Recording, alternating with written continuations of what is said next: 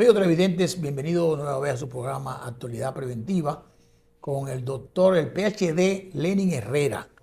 Lenin, hoy tenemos un programa seguimiento a los temas de energía. Pero tú tenías Claro, el algo tema para- muy Sí. importante. Pero antes me gustaría recordarle a los amigos televidentes que el pasado 11 de septiembre se conmemoró un año más de la gran catástrofe que para mí ese acto terrorista transformó la sociedad actual y en el cual prácticamente todas las nacionalidades sufrieron baja.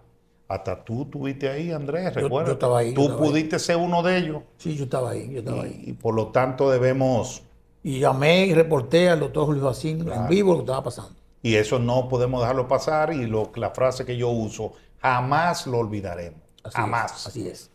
Bien, señores, miren, en el día de hoy nosotros vamos a hablar con el ingeniero civil Bernardo Castellano, quien es un experto hace más de 40 años en el negocio de energía y En el creo que sector en el energía. sector, bueno, el negocio sector, Sí, claro. energía No, eléctrica en República Dominicana y como estamos en crisis, definitivamente estamos en crisis y queremos hablar sobre él. La semana pasada tuvimos otro ingeniero también eléctrico que hablamos un Pericle, poquito, Félix, sí. Pericles Félix, pero ahora vamos a analizar toda esta situación.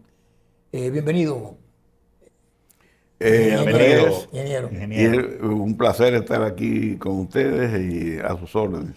Mire, Gracias. yo quiero que comencemos este programa como si fuera al revés, y es por lo último. El presidente de la República ha emitido un decreto con muchas excepcionalidades, implicando que hay un problema mayor, quizás, que nosotros quizás los que estamos afuera no entendemos bien, pero este decreto, que es el número 517-25, tiene alguna característica. Yo quiero primero leer esta característica antes de que usted me diga. Dice, el decreto autoriza la incorporación de nuevas plantas de generación térmica de respuesta rápida, el desarrollo de sistemas de almacenamiento de energía a gran escala, la adquisición de equipos de distribución y medición, así como la ejecución de proyectos de rehabilitación y expansión de redes. Además, se instruye a las EDE gestionar contrataciones bajo el procedimiento de excepción por emergencia nacional a través del portal transaccional. Yo creo que esa parte que es un resumen, diga, tenemos un problema, el problema es grave, necesitamos que los procesos sean más rápidos de lo normal y no sabemos qué pasa. Ahora yo quiero que usted nos diga qué significa este decreto en este momento. Mira, ese decreto lo que confirma y ratifica la admisión del gobierno que fracasó en el sector eléctrico. O sea, después de 5 años de ejercicio, cuando se pasaron 20 años en la oposición, 16 años en la oposición, criticándolo todo, y tenían las soluciones a todos los problemas del sector eléctrico. Llegaron con un plan de gobierno que no implementaron. Entonces salir ahora, 5 años después de ejercicio de gobierno, donde todo está peor, porque hoy día la situación del sector eléctrico es peor que lo que había en el 2019. Wow. Pero peor el sector eléctrico per se, porque todos los indicadores del sector eléctrico, como pérdidas, pasaron de 30% en el 19 a 43% en el 24. Las transferencias al sector eléctrico pasaron de 500 millones de dólares a 1.800 millones de dólares en el 24. Las inversiones en el sector eléctrico para reducción de pérdidas pasaron entre el 17 y el 19 se invirtieron alrededor de 800 millones de dólares. Cada año, como mínimo, 230 millones de dólares y un máximo de 295 que fue, no, perdón, 295 que fue en el 2019, que es el año donde las pérdidas logran reducirse. Sin embargo, en estos 5 años de gobierno, la inversión ha caído drásticamente en reducción de pérdidas, donde ni siquiera han honrado la promesa de campaña y de su plan de gobierno de que iban a invertir anualmente como mínimo 180 millones de dólares. El 2024 fue que invirtieron 190, pero el resto era menos de 160 millones de dólares. Entonces, eso es la admisión pública de que han fracasado, de que admiten ahora que la crisis le ha explotado y que ahora que se están dando cuenta de esa magnitud, y que se han dado cuenta con esa contratación de plantas de emergencia, de plantas de adquisición rápida, que todos estos anuncios que han hecho de que van a entrar 600 megavatios de generación técnica en 5 meses, todo eso es mentira. Porque en el corto plazo lo único que va a entrar son alrededor de 200 megavatios, que es la unidad número 4 de Coyendri o Energas 4, que son 135 megavatios, que apenas acaba de iniciar las pruebas. Y esas pruebas toman un tiempo, porque son pruebas pactadas entre el contratista que suministró e instaló la planta y el dueño de la inversión, donde se valida que esa planta ha sido construida según las especificaciones del contrato y que cumplen con las eficiencias y requerimientos exigidos. Entonces esas pruebas no tienen fecha de finalizar porque son pruebas de error, o sea, y son pruebas que se van haciendo paulatinamente, como anunció el presidente.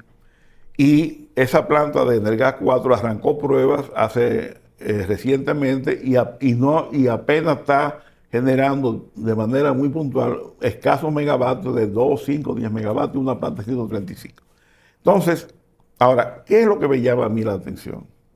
Los considerando de ese decreto. Los considerando.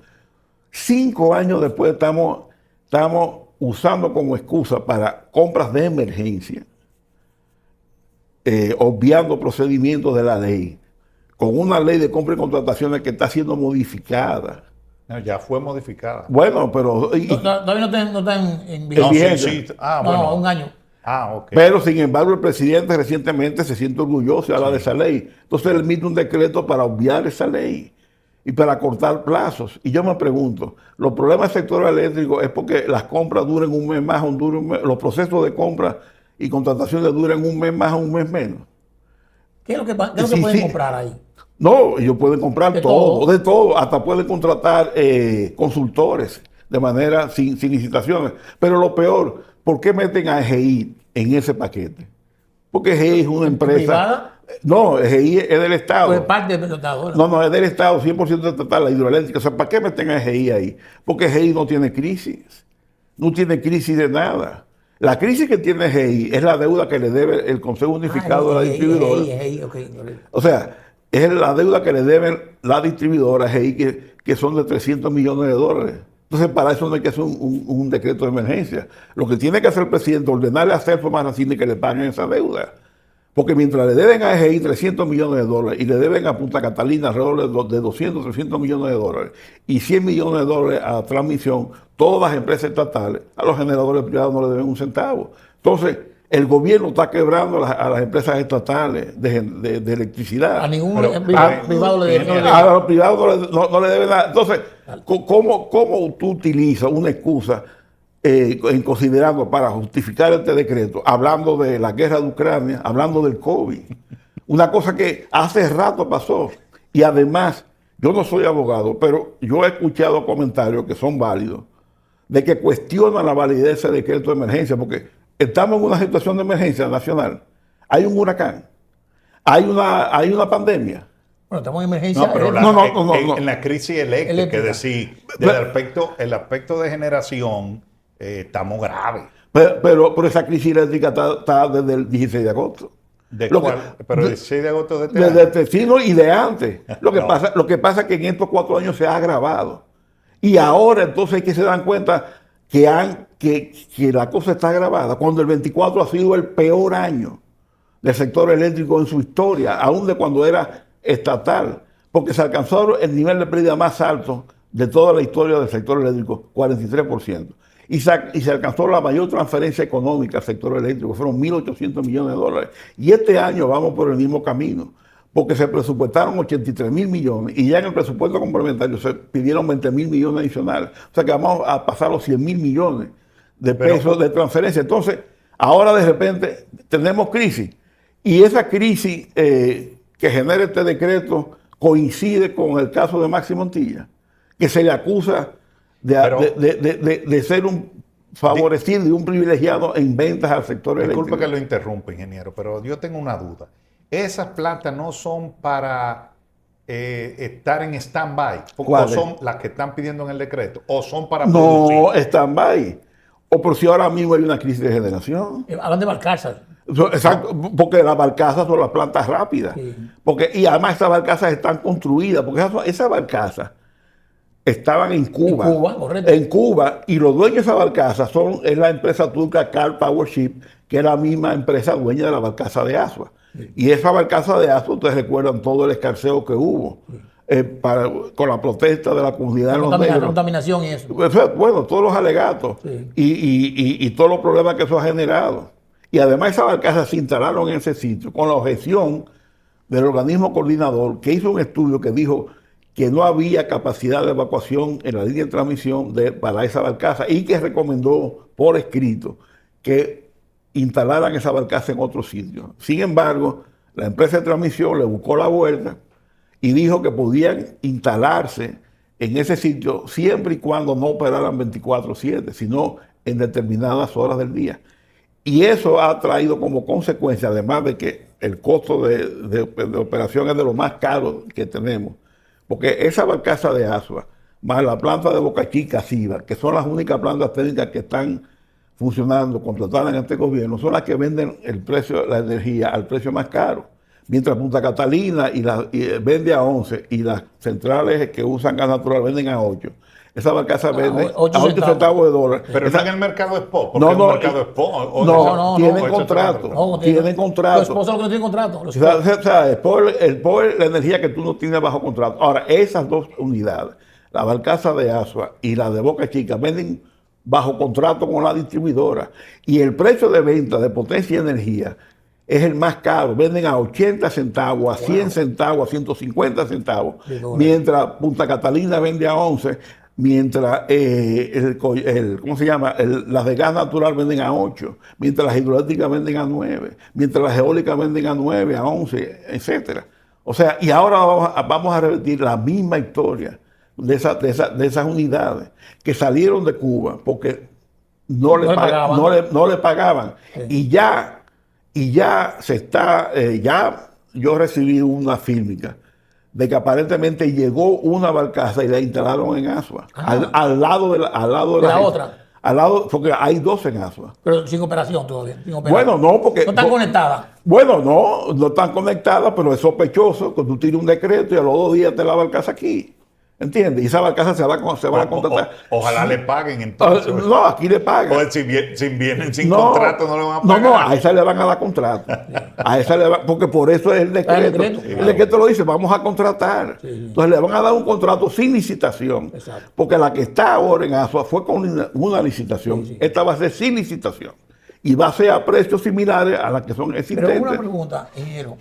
Yo creo que ningún gobierno ni ningún presidente de manera en particular va al gobierno para fracasar. No creo que yo quiero ser presidente para fracasar.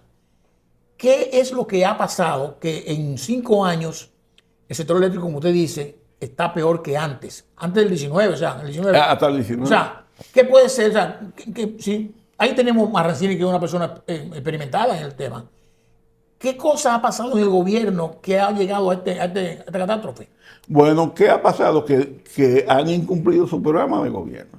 Tan sencillo. O sea, pero por alguna razón, ¿no? Es decir, no tienen el dinero, vino la crisis del COVID. O sea, dinero no ha faltado en el sector eléctrico, porque del 2020 al 2025 las transferencias al sector eléctrico son 5.600 millones de dólares. Entonces, dinero ha habido. Lo que se ha mal utilizado, porque en vez de utilizarse en inversión, se han utilizado en gasto. Si usted hubiera subsidio. En gasto, transferencia. Si usted hubiera cogido el 40% de ese dinero transferido al sector eléctrico, o sea, 2.000 millones de dólares, 1.500, yo le garantizo que si hubiera invertido en reducción de pérdida, hoy no tuviéramos estos problemas. Pero la reducción de pérdida es un tema como muy, muy subjetivo, porque reducción de pérdida porque por los cables o porque no le cobran lo que tú dijiste, porque no le cobran. No, mira, existen lo que se llaman las pérdidas técnicas. Correcto. Porque usted produce energía, esa energía se transmite por unos cables eléctricos. Al transmitirse por los cables eléctricos hay pérdidas técnicas. Sí. Cuando va a una subestación que el voltaje se eleva, los transformadores, los interruptores, ahí hay pérdidas. Cuando llega y baja a la atención para llegar a su casa también al peso. Esas son las pérdidas técnicas. Esas son en el orden del 10 al 15%. Pero tenemos pérdidas del 43%. Entonces, la diferencia que es, las pérdidas no técnicas, ¿dónde se originan? No es un problema de cobro. Conexión. Porque la distribuidora cobran el 95% o más de lo que factura. Ahora, no facturan el 37%. Exacto. ¿Y por qué no lo facturan? Porque no lo miden. Sí. ¿Y por qué no lo miden? Porque no hay contadores. ¿Y de quién es la responsabilidad de instalar los contadores? De la distribuidora. Entonces, es mentira el estribillo del gobierno que aquí el dominicano se roba la luz, que el dominicano más la paga. Eso es falso. El problema es que las distribuidoras son irresponsables y no asumen su deber y obligación de instalar contadores a todo el que consume energía. Y los problemas burocráticos de la... le echan la culpa siempre a esto. De la ley de compra y las licitaciones, ¿no también no es parte del problema? No, hombre, no. Eso, o sea, la ley de compra lo que garantiza es más transparencia y obliga a los funcionarios a ser previsores, a planificar. Porque hay que ser eficiente. A planificar, porque en el sector eléctrico hay que planificar. Pero aquí se quiere vivir del día de hoy para mañana. De hoy para mañana. Y así no vamos para ningún lado. Ahora, aquí hay que ser honesto y decir que en el sector eléctrico tenemos 3 problemas. Es un problema de pérdidas, que eso es originado por la baja inversión, por la ausencia de contadores y porque hay que readecuar mucho del cableado, que ustedes van a los barrios y ven toda esa telaraña de alambre. Hay el problema de calidad de servicio, que son transformadores que hay en el sistema, transformadores de distribución y de las subestaciones, que están sobrecargados, o sea, tienen más demanda de la capacidad. Entonces, aceite, entonces esos transformadores no están en un anaquel para tú irlo a comprar. O sea, que aún este decreto no va a agilizar esos transformadores, porque esos transformadores hay que mandarlos a fabricar. Y esos transformadores las distribuidoras no tienen. Y tú sabes por qué yo digo que no tienen. Porque ustedes pueden buscar en las redes sociales, en barrios, donde denuncian que tienen 2 días sin energía eléctrica porque se dañó un transformador. Y no lo hay. Y si lo tuviera, lo repararan. Y el tercer caso es el problema de la generación. Okay. Porque en el 2018 la CDE, cuando Rubén Bichara contrató un estudio de la empresa argentina Mercado Energético sobre la demanda del sistema y recomendó que había que instalar en el 2021 600 megavatios de generación térmica a gas natural y 600 megavatios de generación térmica en el 2023. Pero mire, vamos a hacer la primera pausa, porque yo creo que ahí por ahí podemos comenzar con el segundo. O sea, Bichara, gobierno antes pasado, sí, ¿verdad?